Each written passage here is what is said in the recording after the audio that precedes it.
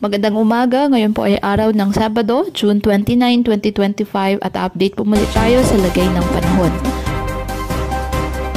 Sa kasalukuyan po ayon sa Pag-asa, southwest monsoon o habagat ang nakakaapekto sa Visayas, Mindanao, Central Luzon, Southern Luzon at western section ng Northern Luzon.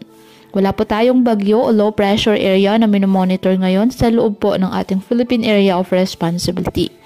Ngunit isang bagyo naman ang nasa labas ng ating PAR, pero wala po ito sa ngayon na direktang epekto sa lagay ng ating panahon.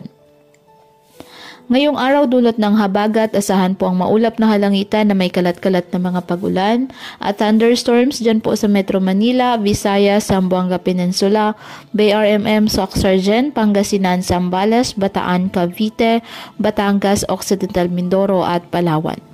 Ang Bicol Region, nalalabing bahagi ng Mindanao, Ilocos Region, Central Luzon, Calabarzon at Mimaropa, bahagyang maulap hanggang sa maulap na halangitan with isolated rain showers or thunderstorms, dulot pa rin po yan ng habagat.